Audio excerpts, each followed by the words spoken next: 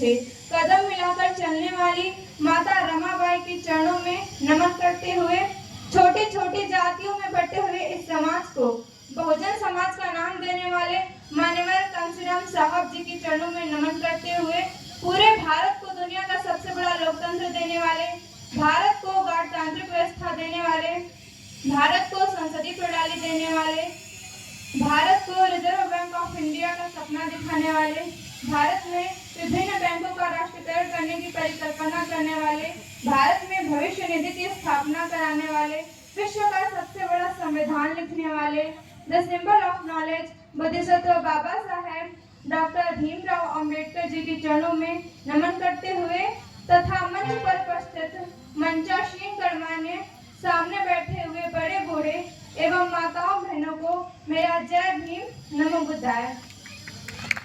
बाबा साहब ने कहा था, गुलाम को गुलामी का एहसास करा दो, वह बगावत कर देगा। तो इसके लिए हमें इतिहास को जानना बहुत जरूरी है। इसलिए मैं आपको इतिहास के कुछ गौरवशाली पहलुओं को बताना चाहूंगी जो कि आपसे छुपाया गया।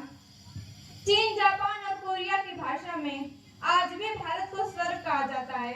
मैं बुद्ध के समय की या सम्राट अशोक के समय की बात नहीं कर रही हूँ, मैं इस वक्त बात कर रही हूँ। आज भी चीन, जापान और कोरिया की भाषा में भारत को स्वर्ग कहा जाता है और हम भारत के मूर्ख लोग आसमान में स्वर्ग खोजते हैं। जिस व्यक्ति ने एशिया की 5% जमीन जीती थी, जिसका नाम सिकंदर है, उसे विश्व विजेता कहा गया वर्ल्ड हिस्ट्री में। उसने केवल एशिया की 5% ही जमीन जीती थी। तो सोचिए, भगवान बुद्ध ने तो पूरे एशिया को ही जीत लिया था, पूरी एशिया ही नहीं पूरी दुनिया को जीत लिया था। तो फिर उन्हें विश्व गुरु क्यों ना कहा जाए। फायान के साथ एक व्यक्ति आया था, ताओ चीन। तो उसने जब हमारे देश भारत को देखा तो फायान से बोला कि फायान, अब मैं अपने देश वापस नहीं जाऊंगा। भारत कितना सुंदर देश है, भारत तो बिल्कुल स्वर्ग है।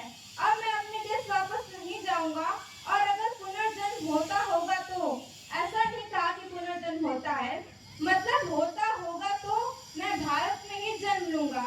सोचिए कैसा रहा होगा हमारा बहुजन्म भारत। और आज इन ब्राह्मणवादियों ने इसे क्या बना दिया है।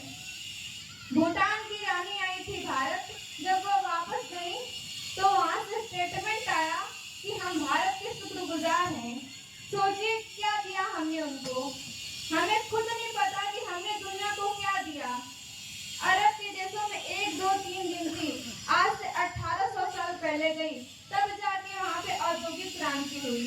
और ये गिनती देने वाले कौन थे? बुद्धिस्ट थे। इतना बड़ा बुद्ध का सिद्धांत है। अगर भारत विश्व गुरु था, अगर भारत को सोने की चिड़िया कहा जाता था तो बुद्ध के कारण था। लेकिन आज भी हमारे SC, ST, OBC के लोग इस बात को नहीं समझ पा रहे हैं। वो तो बाबा साहेब और हमारे समाज के कुछ इतिहासकारों की देन है जो हम इतना कुछ जान पाए, वरना बाबा साहब के समय तक कौन जानता था बुद्ध को। आपको एक बात और भी जाननी चाहिए कि हमारे जितने भी पड़ोसी देश हैं, चीन, नेपाल, भूटान, श्रीलंका, इन सब का नाम बुद्ध के नाम पर पड़ा है। ये मैं नहीं कह रही हूँ, फायान ने अपनी डायरी में लिखा है। ये सब बातें जो मैं आपको बता रही हूँ, ये सब शैक्षणिक इतिहास में पढ़ने को नहीं मिलेगा, क्योंकि इन ब्राह्मणवादियों ने हमसे हमारा पूरा इतिहास ही छीन लिया और हमें अपने इतिहास के बारे में कुछ भी जानकारी नहीं होने दिया। इसलिए हम लोगों को इतिहास जानना बेहद जरूरी है। इतिहास पढ़ते वक्त एक बात का और भी ध्यान रखना चाहिए कि जहाँ भी बदनाम व्यक्ति का नाम आए तो समझ जाइएगा कि वो बुद्धिस्ट रहा होगा। जैसे में सम्राट अशोक, राजा जय सिंह इत्यादि। इसलिए हमें अपनी मूल संस्कृति में वापस आना है। हमें अपने गौरवान संस्कृति को फिर से उसे पहचानना होगा, उसे वापस लाना होगा। लोग कहते हैं कि सम्राट अशोक को छोड़कर जितने भी शासक रहे हैं सब के सब ब्राह्मण अनुयायी रहे हैं। लेकिन मैं उनसे पूछना चाहती हूँ कि किसी भी ब्राह्मण शासक ने एक भी अभिलेख और शिलालेख पर अपने इष्ट देवों के बारे में लिखवाया क्यों नहीं। यहाँ पे जितने भी लोग होंगे मैं उनसे पूछना चाहती हूँ कि एक भी शासक ने एक भी शिलालेख और अभिलेख पर अपने देवों के बारे में लिखवाया क्यों नहीं। और अगर लिखवाया भी तो आज तक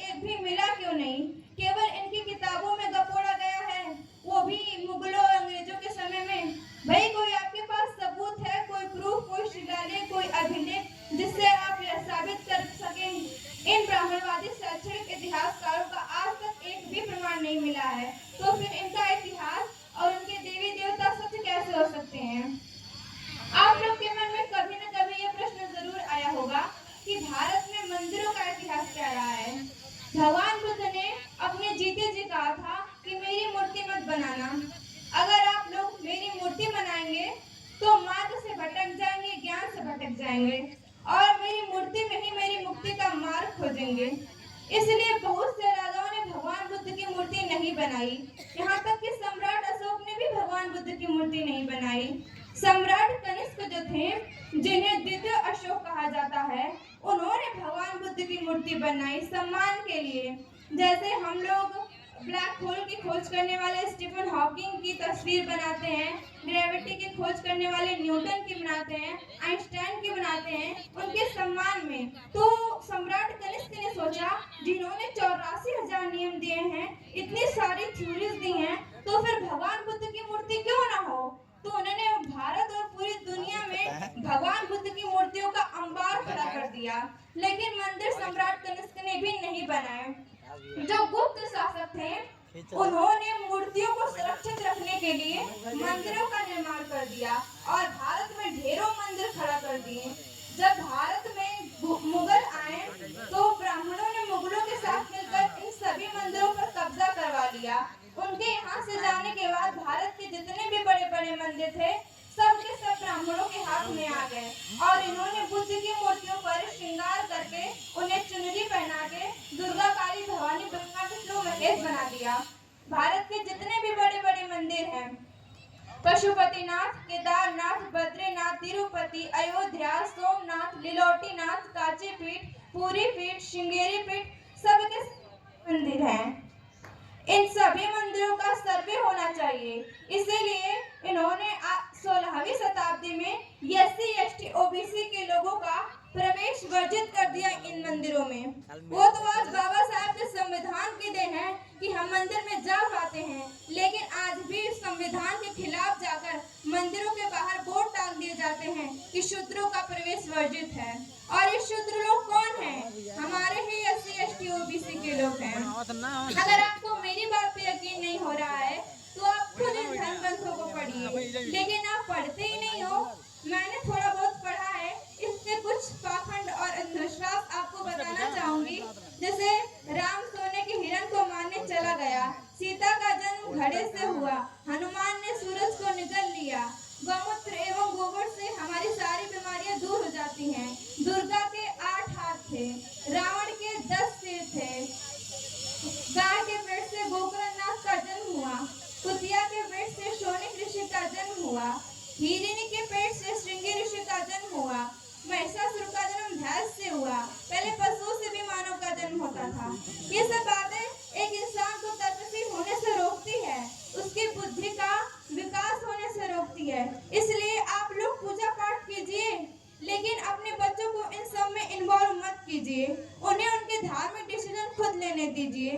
अन्यथा हमारे महापुरुषों ने कहा है कि जो इतिहास से सबक नहीं सीखता, उसे इतिहास सबक सिखाता है। मैं वर्तमान समय की परिस्थितियों को देखते हुए बाबा साहब के जीवन की एक महत्वपूर्ण घटना बताना चाहूंगी। 1953 की बात है, जब बाबा साहब को काका कालेकर कमीशन मिलने आया, तो कमीशन का सवाल था कि आपने सारी जिंदगी पिछड़े वर्ग के उत्थान के लिए लगा दी, आपकी राय में इनके लिए और क्या क्या करना चाहिए। तब बाबा साहब ने जवाब दिया कि अगर पिछड़े वर्ग का उत्थान करना है तो उनके अंदर बड़े लोग पैदा करना होगा। काका कालेकर कमीशन बाबा साहब की बात समझ नहीं पाए। उन्होंने पुनः प्रश्न किया कि बड़े लोगों से आपका क्या तात्पर्य है। तब बाबा साहब ने उसको जवाब दिया कि जिस समाज में 10 डॉक्टर, 10 इंजीनियर और 10 वकील पैदा हो जाएं, उस समाज की तरफ कोई आंख उठाकर भी नहीं देख सकता।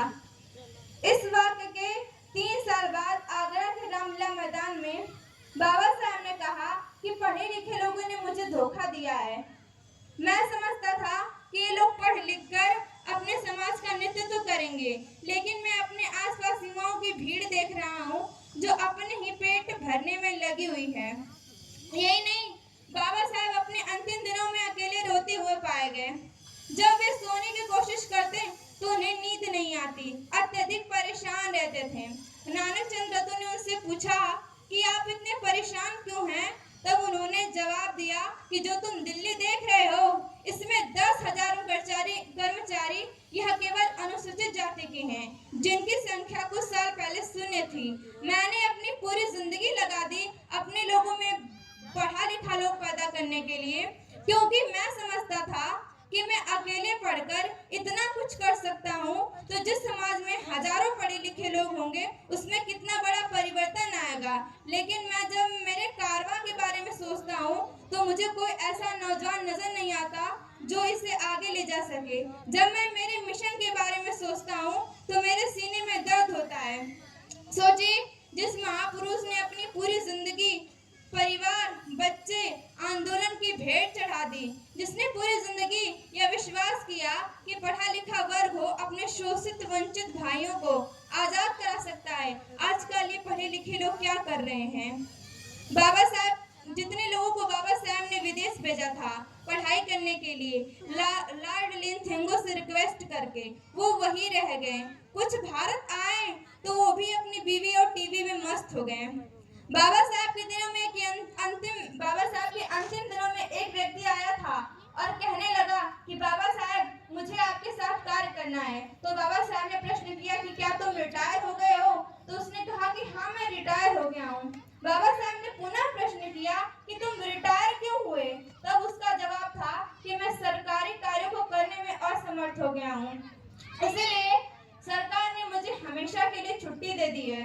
तब बाबा साहब ने उसको जवाब दिया कि जब तुम सरकारी कार्य करने लायक थे तब तुम यहाँ आए नहीं, और जब सरकार ने तुम्हें नालायक घोषित करके रिटायर कर दिया तब तुम हमारे पास आए हो। चले जाओ, हमारे पास भी तुम्हारे लिए कोई जगह नहीं है।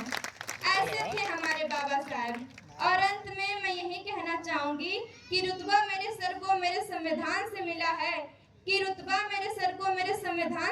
है, ये सम्मान भी मुझे मेरे संविधान से मिला है। औरों को जो मिला होगा वो किस्मत से मिला होगा, पर हमें तो हमारी किस्मत भी हमारे संविधान से मिला है। इन्हीं सब बातों के साथ मैं अपनी वाणी को विराम देती हूँ। नमो बुद्धाय। जय भीम, जय